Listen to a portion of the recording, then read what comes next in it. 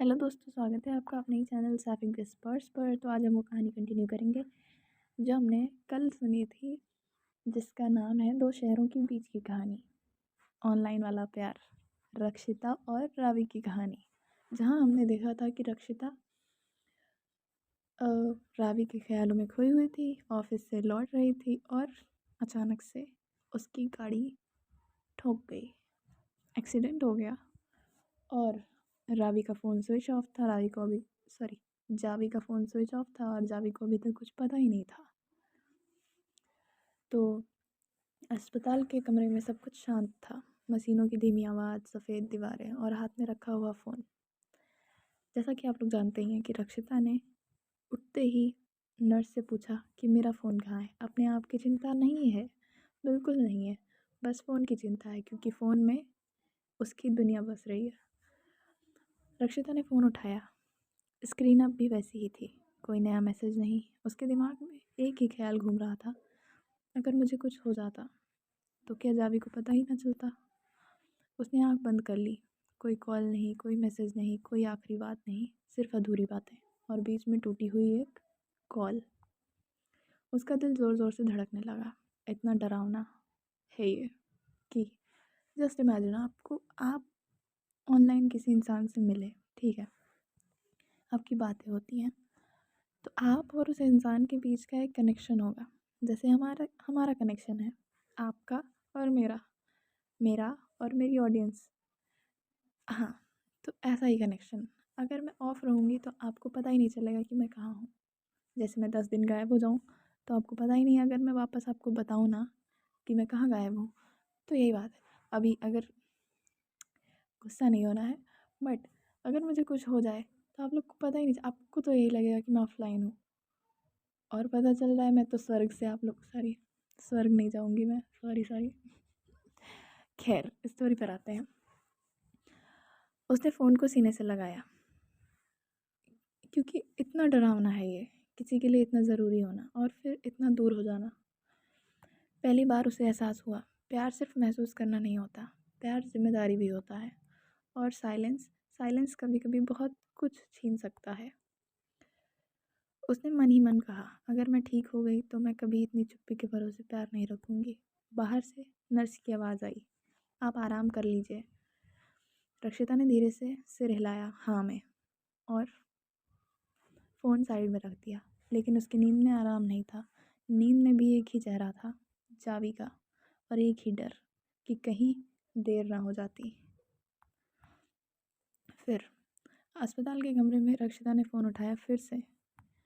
उसकी उंगलियां कांप रही थी, फिर भी उसने टाइप करना शुरू किया और रुक रुक कर लिखा, जावी, पता नहीं ये मैसेज तुम कब पढ़ोगे, शायद तब जब सब कुछ ठीक हो चुका हो, या शायद तब जब मैं खुद ठीक हो चुकी हूँ और काफ़ी देर हो जाए। अब मुझे बहुत डर लग रहा था। पहली बार ऐसा लगा कि अगर कुछ हो गया तो तुम्हें पता भी नहीं चलेगा कि मैं कहाँ थी, कैसी थी और मुझे क्या हो गया। मुझे ये दूरी आज बहुत भारी लगी, दो शहरों के बीच की नहीं, दो ज़िंदगियों के बीच। अगर मैं कुछ कह ना पाई हूँ तो जान लो, तुम मेरे लिए सिर्फ एक चैट नहीं हो। मैं बस चाहती हूँ कि तुम ठीक रहो, जहाँ भी रहो, जैसे भी रहो, और ध्यान रखो कि तुम हमेशा मेरे मेरे ख्यालों में होती हो। ऐसा लिख के रक्षिता ने सेंड का बटन दबा दिया। मैसेज भेजते ही उसकी आंखों से आंसू बह निकले। थोड़ी देर बाद डॉक्टर कमरे में आए और कहा, घबराने की ज़रूरत नहीं है। उन्होंने शांति से कहा, चोट गंभीर नहीं है, आराम चाहिए थोड़ा सा, कल तक आप घर जा सकती हैं। रक्षिता ने सांस धीरे से ली। सब ठीक था, कम से कम शरीर से, पर दिल अब भी कांप रहा था। गांव में शाम ढल चुकी थी। अचानक लाइट आ गई। जावी का फ़ोन चार्ज पर लगते ही ऑन हुआ। नेटवर्क एक बार गया और फिर टिक गया। एक नोटिफिकेशन आई और उस पर रक्षिता का नाम चमक रहा था। रक्षिता का मैसेज दिख रहा था। जावी ने पढ़ना शुरू किया और वहीं बैठ गई। शब्द सीधा दिल पे उतरते गए। उसकी आंखें भर आई। एक्सीडेंट, अस्पताल, और उसे पता भी नहीं चला था। उसे डर लगा, बहुत ज़्यादा डर लगा, लेकिन उसी पल एक और एहसास भी। वह गांव में थी, दूर, बेबस, ना वह दौड़ सकती थी, ना वो कुछ कर सकती थी। रक्षिता बेंगलुरु में थी और जावी जावी अपने ही गांव में, इतनी दूर। वो दिल्ली में भी नहीं थी कि दिल्ली से डायरेक्ट बेंगलुरु चली जाए। एक गांव में थी वो, छोटे से गांव में। उसने फ़ोन दोनों हाथों से पकड़ा। मैं कुछ नहीं कर पा रही हूँ, उसने खुद से कहा। पहली बार उसे अपनी मजबूरी इतनी साफ दिखी। आंसू चुपचाप गिरते रहे। डर का नहीं, दूरी के आंसू। रक्षिता का मैसेज पढ़कर जावी देर तक कुछ लिख नहीं पाई। उंगलियां फ़ोन पर थी पर शब्द नहीं मिल रहे थे। फिर उसने टाइप किया। मुझे सांस नहीं आ रही थी ये सब पढ़कर। रक्षिता, मुझे डर लग रहा था कि तुम्हारे साथ इतना बड़ा कुछ हो गया और मैं कुछ भी नहीं कर पाई। गांव में रहकर मैं बस फ़ोन पकड़कर रो सकती हूँ, दौड़कर तुम्हारे पास नहीं आ सकती हूँ। पर एक बात सच है, मैं दूर हूँ पर गई नहीं, मैं तुम्हारे पास ही हूँ। बस मैं सामने नहीं आ पा रही हूँ, मैं तुम्हें छू नहीं पा रही हूँ। मुझे अपनी मजबूरी साफ दिख रही है और मुझे घुटन सी हो रही है। प्लीज़ अपना ध्यान रखना। मुझे फिर से साइलेंस में मत डराना। मैसेज भेजते ही उसने फ़ोन सीने से लगा लिया। कुछ देर बाद रक्षिता का जवाब आया। मुझे पता है, और शायद मैं भी टूट गई थी उस दिन। माँ को देखते हुए पहली बार समझ आया कि डर कैसा दिखता है। ये तब की बात कर रही है जब रक्षिता का एक्सीडेंट हुआ था, तो उसकी माँ आई थी। हॉस्पिटल में फैमिली आती है, तो उसने अपनी माँ की आंखों में वो डर देखा था। वही डर वो सोच रही थी कि जावी के मन में भी सेम ही डर होगा। फिर उसने लिखा, पर अब ठीक हूँ। तुम्हारे शब्द बहुत ज़रूरी थे। जावी की आंखों से आंसू बह निकले, इस बार हल्के, लेकिन काफ़ी देर तक। घर पहुंचते ही रक्षिता की माँ उसके पास बैठ गई। फ़ोन कम चलाना उन्होंने कहा, और आराम ज़्यादा करना। रक्षिता ने सिर हिला दिया। माँ ने उसके बाल सहलाए। उस स्पर्श में वही भरोसा था जो बचपन में था। कई दिनों तक रक्षिता वर्क फ्रॉम होम करने लगी। लैपटॉप खुला रहता पर शरीर और दिल दोनों को आराम दिया जा रहा था। उधर जावी और उसकी माँ। एक बार शाम को जावी की माँ ने धीरे से पूछा, तेरा मन कहीं अटका रहता है क्या? जावी चुप रही। फिर अचानक सब निकल आया। अगर कोई मेरे लिए ज़रूरी हो तो क्या वो गलत है? उसकी आवाज़ कांप रही थी। माँ ने उसे देखा। गलत तब होता जब तू खुद को खो दे।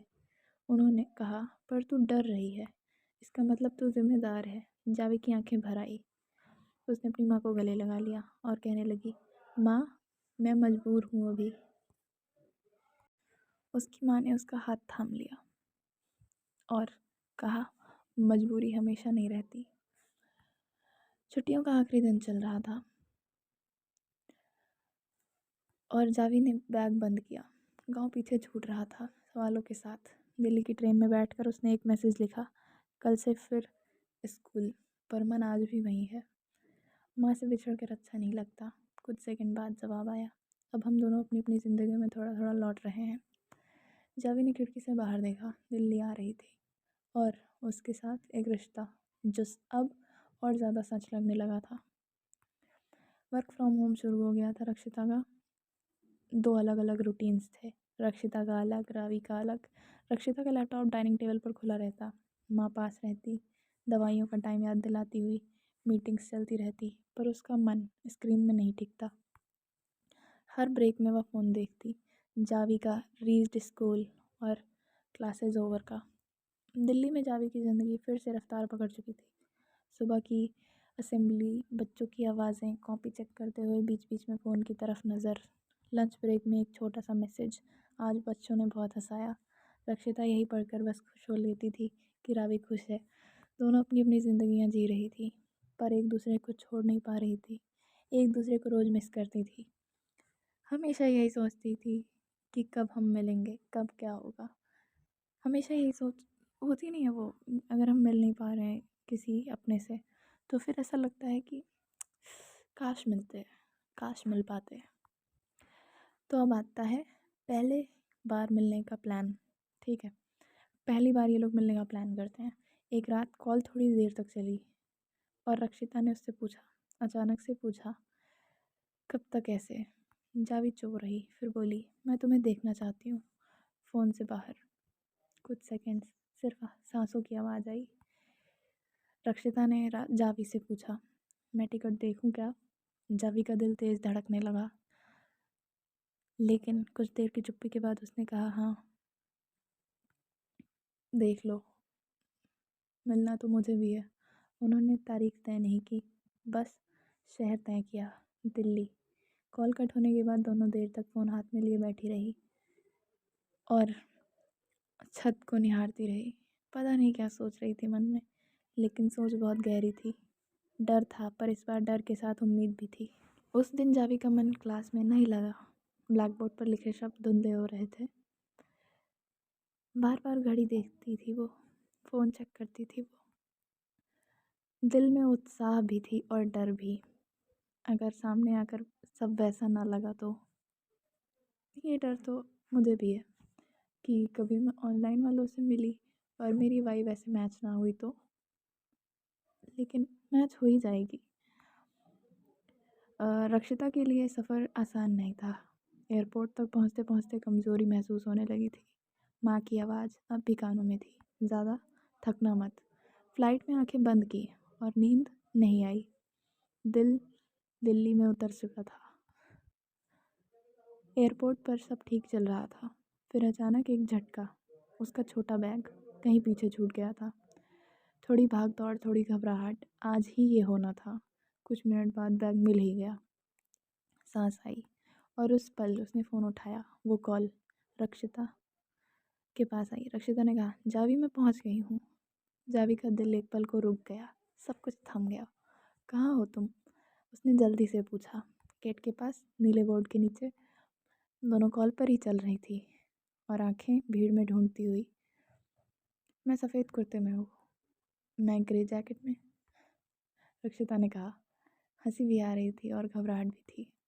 फिर अब सीन आता है आमने और सामने का। जावी की नज़र अचानक से रुक गई। वही चेहरा, थोड़ा थका हुआ, और वही आंखें। रक्षिता। उसके मुंह से अपने आप ही निकला ये शब्द, रक्षिता। रक्षिता ने आवाज़ सुनी और नज़र घुमाई और वहीं ठहर गई। फ़ोन हाथ से धीरे नीचे आ गया। कुछ सेकंड्स दोनों बस एक दूसरे को देखती रही। भीड़ थी, शोर था, पर उनके लिए सब कुछ गायब हो गया, सब कुछ धुंधला हो गया। दिल्ली वैसे भी पोल्यूशन से धुंधली है, लेकिन ये ऐसे ही धुंधला हो गया था। तुम तुम मेरे सामने हो असल में, रक्षिता ने कहा। जावी ने कहा, हाँ मैं तुम्हारे सामने हूँ, असल में सामने हूँ। जावी ने मुस्कुराकर जवाब दिया। कोई दौड़कर गले लगने जैसा नहीं था, बस 2 कदम आगे। रक्षिता ने हिचकते हुए पूछा, थक गई हूँ, क्या बैठ सकते हैं? जावी ने उसका बैग पकड़ा। उसने कहा, हाँ मैं हूँ ना, लाओ मुझे दे दो। फिर एहसास था ये पहली छून का। जावी ने रक्षिता का बैग अपने हाथों में लिया। उसी पल दोनों की उंगलियां एक दूसरे से हल्के से छू गई। कोई झटका नहीं, कोई जल्दबाजी नहीं, बस एक पल की गर्माहट जो उंगलियों से धीरे से दिल तक पहुंच गई।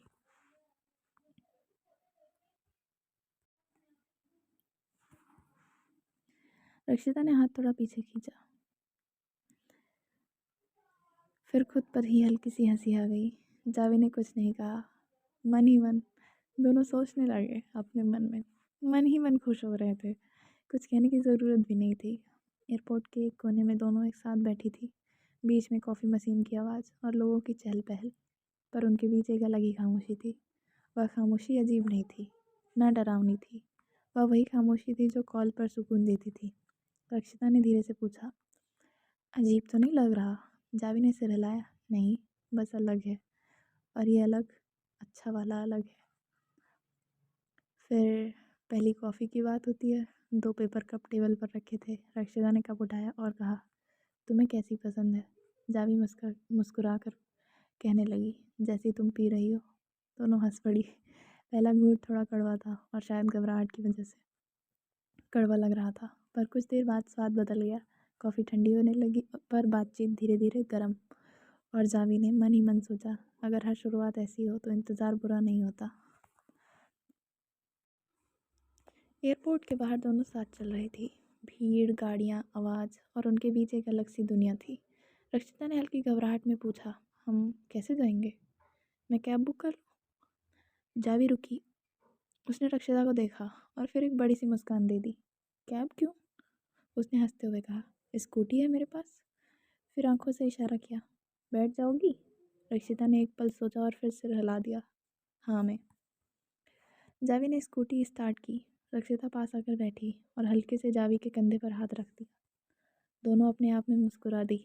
जावी आईने में वह हाथ देखा और बिना कुछ कहे स्कूटी धीरे धीरे आगे बढ़ा दी। हवा चल रही थी और दिल भी। अचानक सामने एक गाड़ी आ गई। जावी ने धीरे से ब्रेक लगाया। रक्षिता थोड़ी और पास आ गई और उसी पल जावी ने अपना एक हाथ पीछे बढ़ाकर रक्षिता का दूसरा हाथ थाम लिया और उसे अपनी कमर की चारों ओर सावधानी से रख लिया। Safety reasons. सब कुछ बहुत स्वाभाविक था, जैसे यही सही हो। रक्षिता एक पल के लिए हिल भी नहीं पाई। उसका चेहरा हल्के हल्के लाल हो गया। ठीक हो? जावी ने पूछा बिना पीछे देखे। रक्षिता ने कहा, हाँ, बहुत धीरे से, एकदम धीमी वाली आवाज़ में और एक मुस्कान को छुपाते हुए। खुशी तो होती है ना। खैर, जावी ने स्कूटी फिर आगे बढ़ा दी, इस बार और ज़्यादा सुकून के साथ। दिल्ली की सड़क पर दो लोग थे, एक स्कूटी थी और एक रिश्ता जो अब कॉल से निकलकर हकीकत बन चुका था। Guys, this can be the bestest scene. एक स्कूटी, दो लोग, क्या ही हो सकता है इसके अलावा? क्या चाहिए इंसान को जीवन में? मतलब अपना फेवरेट इंसान बैठा हो साथ में, स्कूटी चला रहा हो और आपका हाथ पकड़ कर वो रख ले। मतलब इससे अच्छा क्या होगा जीवन में? खैर, आगे बढ़ते हैं। स्कूटी पार्क करके दोनों पैदल चलने लगी। दिल्ली की सड़कें शाम के रंग में रंगी हुई थी, पीली लाइट्स और चलते लोगों की भीड़। रक्षिता हर चीज़ ध्यान से देख रही थी, जैसे शहर नहीं जावी की ज़िंदगी देख रही हो। यहाँ रोज़ ऐसे ही चलता है? उसने पूछा। जावी मुस्कुरा दी। उसने कहा, हाँ, पर आज थोड़ा अलग सा लग रहा है। क्यों? ये दोनों जानती थी। दोनों को पता था कि क्यों आज ये अलग सा लग रहा है ना? आप भी जानते हैं, आप सब जानते हैं। जावी के घर पहुंचते हैं दोनों। छोटा सा फ्लैट था, साफ और खिड़की से आती शहर की आवाज़ें। रक्षिता ने अपना बैग एक कोने में रखा। उसने पूछा, यहीं रख दूँ? उसने कहा, हाँ, अब यह भी घर का हिस्सा है। रक्षिता ने उस वाक्य को मन में रख लिया। कमरे तय हो गए थे, अलग अलग, अलग अलग कमरे। दरवाजे बंद हुए और दूरी नहीं बनी। रक्षिता बिस्तर पर बैठी छत को देख रही थी। जावी अपने कमरे में कपड़े बदलते हुए बार बार घड़ी देख रही थी। कुछ देर बाद जावी ने दरवाज़ा खटखटाया। उसने पूछा, रेडी? रक्षिता बाहर आई तो जावी ने उसका हाथ पकड़ लिया। आज मैं तुम्हें दिल्ली दिखाना चाहती हूँ, उसने कहा। दिल्ली की गलियाँ, छोटे बाज़ार, सड़क किनारे जगमगाती स्टॉल, सब उनके सामने खुले। चांदनी चौक की हलचल, कनॉट प्लेस की लाइट्स और बीच बीच में जावी की आवाज़। यह मेरी पसंदीदा जगह है, यहाँ की चाय मैं ज़रूर पीती हूँ। फिर एक छोटी सी शांत जगह, मध्यम रोशनी, टेबल पर मोमबत्ती और बैकग्राउंड में हल्का सा म्यूज़िक। रक्षिता ने जावी को देखा। तुमने ये सब मेरे लिए कब? जावी ने थोड़ा झिझकते हुए कहा, हाँ, क्योंकि पहली बार, सब कुछ पहली बार जैसा लगना चाहिए। डिनर के दौरान बातें कम थी, नज़रें ज़्यादा। दोनों एक दूसरे की नज़रों में नज़रें मिलाए बैठे थे और उस चुप्पी में बहुत सारा अपनापन था। रात को लौटते वक्त दिल्ली की सड़कें और भी खूबसूरत लग रही थी। और अगर किसी स्टोरी में ऐसा सीन ना हो तो वो प्यार वाला सीन कैसे होगा? रक्षिता ने हाफ कपड़े पहने थे और दिल्ली की सर्दी पता ही होगा आपको। अब रावी के पास दो जैकेट्स रखे हुए थे स्कूटी में। रावी ने दो जैकेट्स निकाली, एक रक्षिता को पहनाई। पहनाते हुए भी एक दूसरे को देख रहे थे, सो क्यूट। फिर जावी ने खुद एक जैकेट पहनी और अब दिल्ली कुछ ज़्यादा ही खूबसूरत लग रहा था, शायद इसलिए क्योंकि अब वो दोनों साथ थे। दोनों घर वापस आ चुकी थी। थकान मीठी सी थी पर दिल भरा हुआ था। अपने अपने कमरों में जाकर दोनों कपड़े बदलने लगी। जावी ने जल्दी जल्दी कपड़े बदले, शायद इसलिए क्योंकि दिल अब भी वहीं था, रक्षिता के पास। बिना ज़्यादा सोचे वह उसके कमरे की तरफ बढ़ी। आज उसने दरवाज़ा खटखटाया नहीं। शायद उसकी आदत नहीं थी, शायद ध्यान नहीं रहा, या शायद एक एहसास नया था कि अब यहाँ कोई पराया नहीं। दरवाज़ा खुला और उसी पल जावी ठिठक गई। रक्षिता अभी भी कपड़े बदल रही थी। कुछ सेकंड्स के लिए उसकी दोनों की नज़रें मिली और फिर रक्षिता घबरा कर पीछे मुड़ गई। अरे सॉरी सॉरी सॉरी, वो जल्दी जल्दी बोलने लगी। उसके गाल हल्के लाल हो गए थे। जावी ने तुरंत नज़रें हटा ली। मैं मुझे मुझे पता नहीं था। उसकी आवाज़ थोड़ी काँप गई। कमरे में एक अजीब सी खामोशी भर गई, शर्म से भरी और बुरी नहीं। ठीक है, रक्षिता ने धीरे से कहा। अब भी पीछे मुड़ी हुई थी। जावी ने दरवाज़ा बंद कर दिया। दिल तेज धड़क रहा था। पहली बार उसे एहसास हुआ पास होना कितना नाजुक होता है और इस नज़दीकी में इज्जत और संकोच कितना ज़रूरी है। कुछ देर बाद दरवाजे के उस पार से हल्की आवाज़ आई। अब आ सकती हो। जावी मुस्कुरा दी धीरे से और जावी ने रक्षिता का बैग देखा था।